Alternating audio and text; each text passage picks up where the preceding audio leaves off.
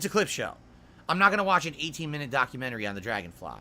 I'll watch a little bit about it, but I'm not going to watch 18 minutes. We'll probably maybe skim through it, okay? All right.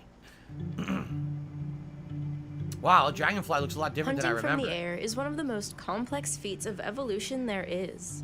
Navigating the world in all three dimensions. Okay, how about the dragonfly? What are we looking at? I want to see the dragonfly. Here it is. Presence in the fossil record is relatively complete and shows that their morphology has remained mostly unchanged through time. Oh, wow. Their size, on the other hand, has changed dramatically. So they used to be huge. The ancient dragonflies were giants compared to the ones that exist today. Okay. What is it about the dragonfly morphology that led it to be arguably the most effective predator alive today? And if this particular body plan is so effective, why did it gradually get so much smaller over the millennia? Why did evolution rob us of a world where almost 1 meter long aerial beasts rule the skies? Huh. They look cool. Like, to me, some people think dragonflies are creepy. You gotta remember, dragonflies do not ever attack a human. They only eat other bugs, right?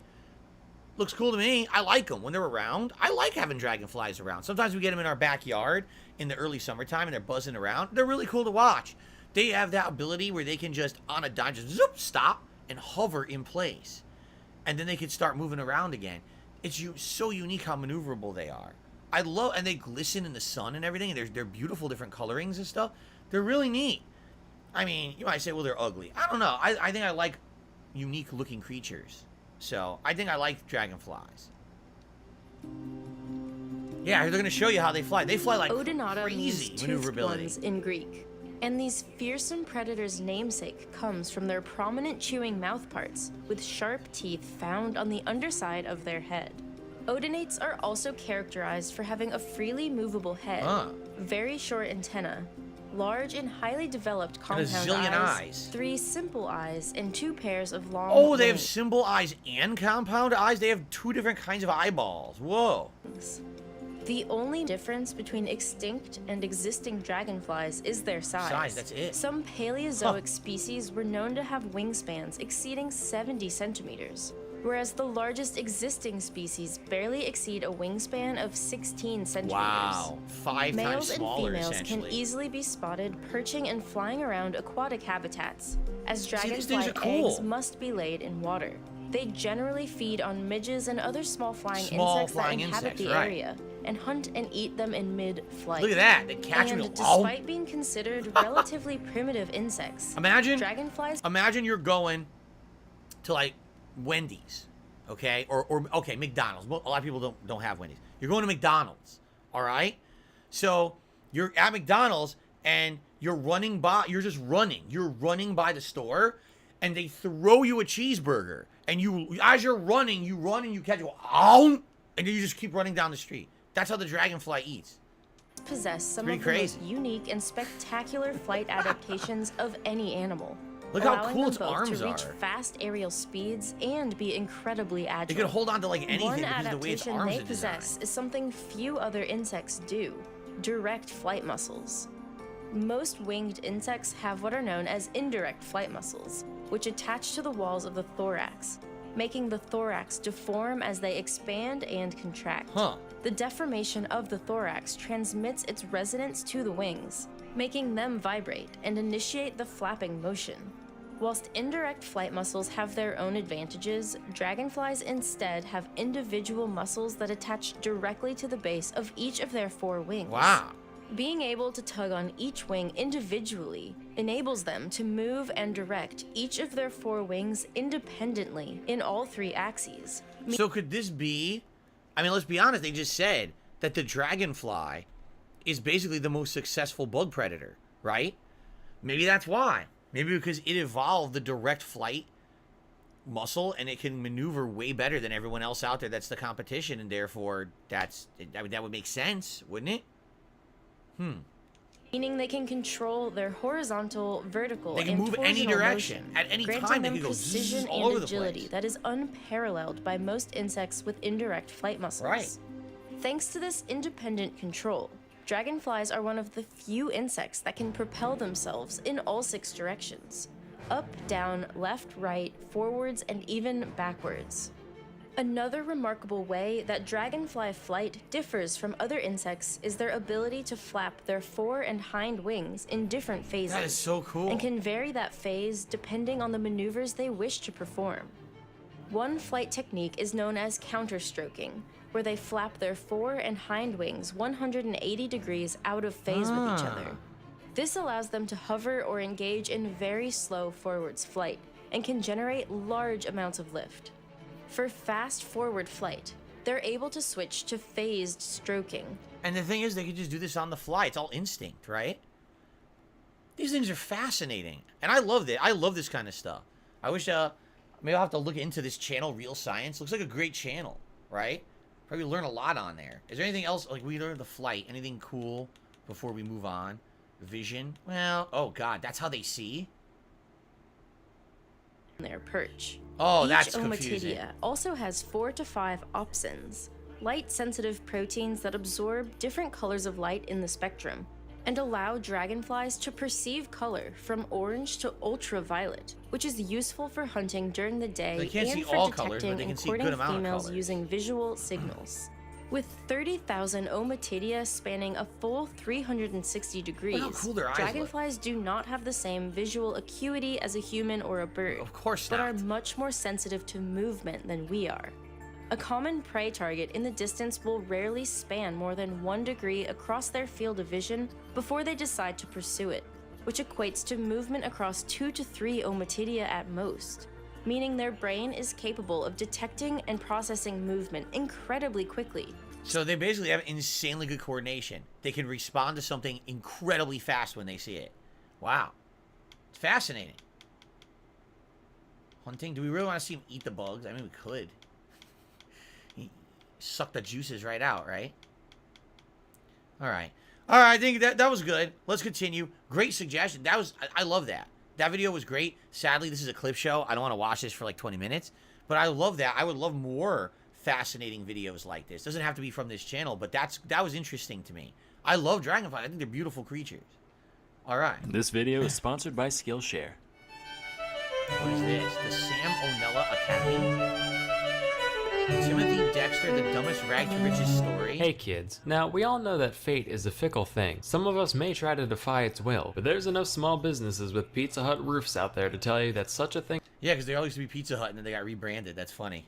is ultimately futile. As for most of us, we tend to have our fair share of good and bad luck throughout our lives, but every now and then, RN Jesus smiles upon some drooling little loaf child and says, "You, my son, you shall be the one with all the figgy pudding." That child was Timothy Dexter. Dexter was born in Malden, Massachusetts in 1747. He had a humble upbringing, dropping out of school as an 8-year-old to work as a farmhand and a leather worker. But Okay. Dexter thought he deserved better, so when he grew up, he married one Elizabeth Frothingham, a rich widow in need of company. Gold digging achieved, he began Wow. his quest to become a true aristocrat. As his first step, he thinks, all the rich guys I know are in positions of power. I should run for office. Now, the town of Malden wasn't much keen on appointing a bumbling second-grade dropout, but after rejecting dozens of petitions sent in by Dexter, they eventually gave up and decided to just make some shit up, leading to Dexter becoming the official informer of deer, tasking What? The informer of deer? him with keeping logs on the local deer population. And over statistics of does and bucks alike, Dexter ruled with an iron fist, triumphantly concluding what many had already known: that there weren't any deer in Malden, Massachusetts. Wow. Satisfied with his political career, Dexter then set his sights on greater financial ventures. So a little history: in 1775, as part of our growing independence from Britain, the Continental Congress decided to establish their own currency, known as the Continental Dollar. Real creative there. Then the Revolutionary War started, and it dawned on people that these pieces of paper wouldn't be very useful in a giant pile of wet tea and smoldering patriots, causing the value to do one of those horny eagle death spirals. Then the Congress did, that stupid thing that every high schooler learns is stupid, not invading Russia in winter but the other one, practically making them worth less than their weight in paper and ink. And wouldn't you know it, a good portion of the Continental Army was paid with these, so by the time the war ended, many veterans were left totally destitute. The Wow. aristocrats were like, All well, fake these money, grass-eating basically. Untermen. This is the equivalent of the Street Fighter movie where M. Bison paid everyone under him with the M. Bison dollars. Remember that? At the end, he pays them, oh, here, M. Bison dollars. Like, what do I do with this? just did kind of give us a country, so whatever, we'll throw them a few cents and take this trash off their hands. Dexter was like, ooh, I'm a wealthman, I'm gonna do that too. And he spent the majority of his savings buying a boatload after boatload of the 1780s equivalent of Blockbuster gift cards. By all accounts, this should have been his ruin, but by some stroke of luck, after the Constitution was ratified, the new government decided that they'd trade Continentals for treasury bonds worth 1% of their face value. Really? Doesn't sound like much, but keep in mind, Dexter bought thousands of crates of Oh bills my for fractions God. of pennies apiece. So as buybacks began across the country, his stockpile appreciated massively in value, and this informer of Deer realized that, for the first time, there were a lot of bucks in Malden. But just because he was now a man of the upper crust doesn't mean— So he was a complete idiot. He bought something that was worthless, and by complete and utter luck, through just historical things happening, everything he bought that was worthless became meaningful, right? And then he became filthy rich. And that's the end of the story. They said rags to riches. That's it. What else do we need to know? He just got insanely lucky for doing something stupid. He bought something that was completely valueless. Before there were even stocks or bonds, he essentially bought a busted stock, right? That had no value. And then it just, by luck, appreciated. So, do we have to, like, what else happened? he let it go to his head. Sure, he might have purchased the most luxurious chateau that money could buy, or daily Playboy Mansion-style ragers, and commissioned over 40 statues of America's greatest heroes, one of which was of himself, with a plaque calling him, quote, the greatest philosopher in the Western world. Despite his incredibly tacky displays of wealth, his contemptuous contemporaries still saw him for the loud, illiterate rube he was. So they started giving him deliberately awful investment tips in order to get him to bankrupt himself. One such piece of advice was that he should ship warming pans to the Caribbean. For those of you born after 1850, a warming pan's this dish on a long pole that you fill up with hot coals to warm up your bed. Not much use in a tropical paradise. But Dexter was undeterred by such frivolous things as logic. Went ahead and sent over 40,000 of them to the West Indies. When they arrived, the locals didn't really know what they were looking at and decided to use them as ladles for the sugar and molasses refineries. And by the end of it, Dexter sold every single one at a markup of nearly 80%. Frustrated that their plan backfired, the elites then told him to literally carry coal to Newcastle, which is an old idiom used to describe a pointless task based off the fact that Newcastle was one of the world's biggest producers of coal. The only idioms Dexter knew about all involved different animals shitting in the woods, so he took their word on good faith and went along with it. But by some divine providence, by the time the shipment arrived, the Newcastle coal miners had all gone on strike. Oh my and Dexter God! once again cleared the entire shipment. Is this seriously a real story? Everything he did was dumb and everything worked. How could this be real? Something's gotta eventually not work, right? Like, oh my God. Profit. He was like, man, How I lucky am so can you smart. be? By this point, he was pretty confident in his speculation skills, so he started making seemingly far-fetched ventures all by himself. One time he had a bunch of stray cats rounded up for basically free, which sounds like herding cats, but what do I know? And he sent them to the Caribbean, where they were gobbled up en masse. Not like eaten, but purchased to deal with all the rat infestations. In another instance, he bought up just about every whalebone in Boston. And coincidentally, at the same time in France, men started wearing corsets too for some reason. Demand went way up, Dexter's laughing. Now from an outside perspective, at the end of the day, Dexter was a very shrewd merchant. So at this point in my research, I was like, wait a minute, is he smart? Then I learned about his life outside of business. Dexter considered himself extremely knowledgeable on just about every topic. Keywords, considered himself. For example, he once stumbled upon a guy painting a sign to go along with the newly built statue of Jefferson. And when he saw that the sign called Jefferson the writer of the Declaration of Independence, Dexter lost his frickin' mind and insisted that Jefferson did not pen the DOI, but rather the Constitution. Spoiler alert, not remotely true, he was in France at the time. An easy mistake to make today, sure, but this was only like 10 years after the fact. That's like someone today saying, Obama didn't kill Bin Laden, dumbass. That was Bill Clinton. Anyway, when the painter refused to change the inscription, Dexter started shooting at him with a long rifle until he complied. Real genteel. Dexter made sure to surround himself with the requisite number of weirdos to maintain this level of delusion, one of which was Jonathan Plummer, a man whom Dexter paid to be his poet laureate, writing only the most laudatory odes in his honor. Mind you, this wasn't just your run-of-the-mill wise... This is the wildest story. They gotta make a movie about this. Did they ever do this? This should be a fascinating movie. It would be a comedy, a drama, and a historical biopic at the same time, right? I would love to watch a movie of this with like a good actor doing it. All right, we've already watched half of it. We're not gonna watch the whole thing. You gotta wonder if it ever did have bad luck at the end. Probably not. Let's see. Skillshare is an online learning... It's ad. I imagine the big man upstairs dropped his big deck of Mortal Soul trading cards at just the right moment, letting him slip through the pearly gates undetected. And legend has it that to this day, with a little note saying that anyone who felt like whining could just stick them wherever they wanted. Dexter died in 1806, and by and large, he probably should have ended up in Davy Jones's locker, but given the Oh, there's nothing else. There's nothing interesting about how he died. All right. I want a movie. I want the Timothy Dexter movie starring a really great actor, and I want to hear this. I want to see this completely drawn out. I would love it. All right, let's continue. That was a good one. Oh, snap. It's that time of the year again. Tax season. What you gonna do with your refund? If my taxes and my paycheck drop the same day, I'm buying a lion. What kind of nonsense is this? What are we doing?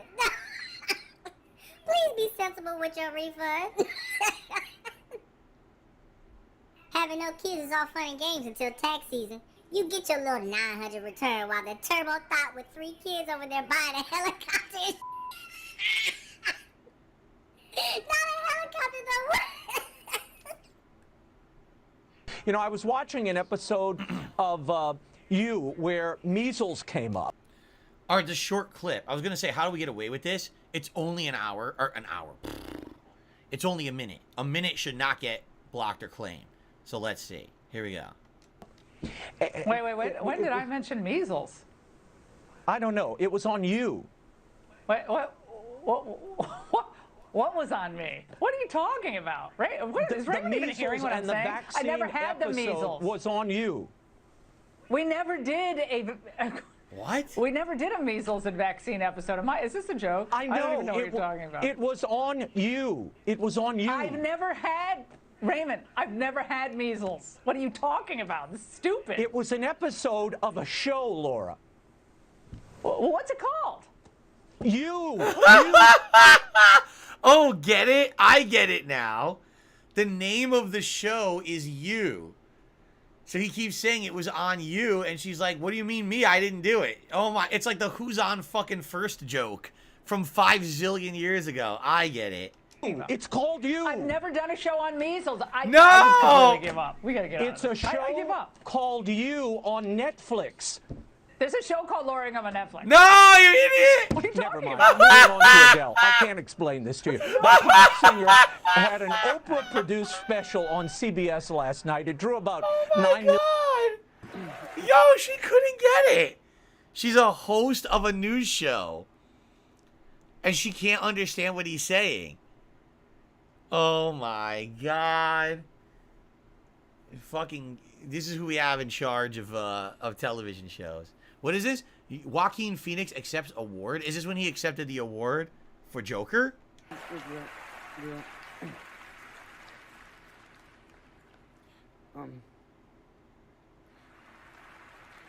wanna, when The whole act he puts on, like he's hesitant, he's so real and everything. Give me a break, man. You're as phony as a bowl of plastic fruit and everybody knows it. I'll tell you what's real. I'll tell you what's real, Joaquin. Right here. Everyone watching knows I'm real, Joaquin. They know they're real and they don't like you. Mr. Scary Joker.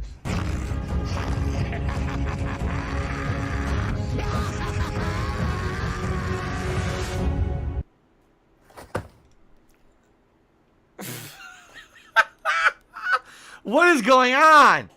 I never watched Alex Jones. Not once. Like, seriously. What the fucking shit is going on, right? By the way, we have a troll imposter, don't we? I'll have to take care of that. We have an idiot here. Oh, yeah. Here we go. Let me ban him. There we go. Hold on. Sorry for the troll. I didn't see the troll, guys. I wasn't paying attention to the chat, and I just got rid of the moron. He's out of here now. So. Okay. Good lord. I ordered pizza from the Nintendo Wii and you can too 3 months ago. Now, there used to be, on all the consoles, there used to be apps, right? So there was probably like a Domino's app, and you could probably order. I don't know. If that's where this is, I don't really get why this would be anything special. Let's see. So here's a sentence I never thought I would say in 2023. I ordered this pizza from the Nintendo Wii, a console that is almost 17 years old. Is it the easiest way to order a pizza? Well, no, but when has this channel ever been known for doing things the easy way? Hello everybody, and welcome back to another video. You know, we've done a decent... Okay, here we go.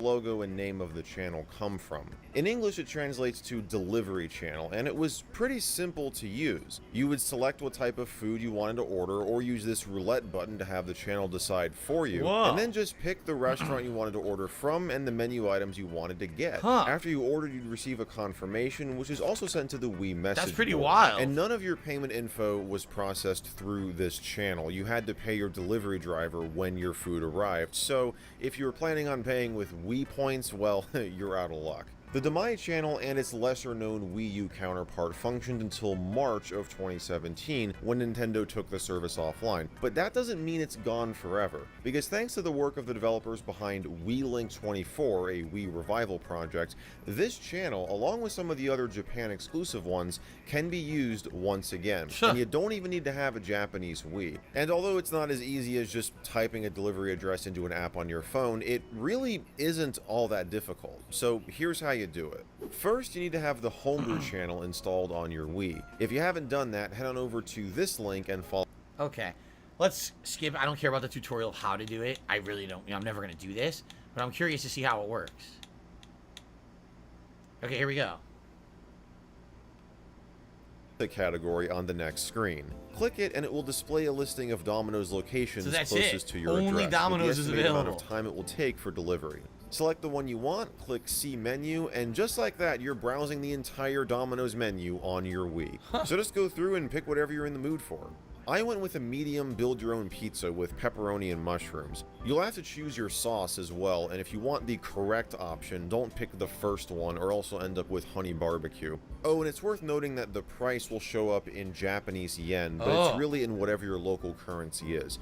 Otherwise, I'd order like way too many of these. Anyways, once you have what you want, hit Add to Basket. There is an additional $5 delivery charge that isn't itemized here, so that's why the total is what it is. When you hit Next, you'll be able to confirm your order before submitting it. Just like the original channel, your payment information is not processed through here, so you won't have to enter any of that. But you will need cash to pay and tip the driver when they arrive. Okay. And now, for the moment of truth.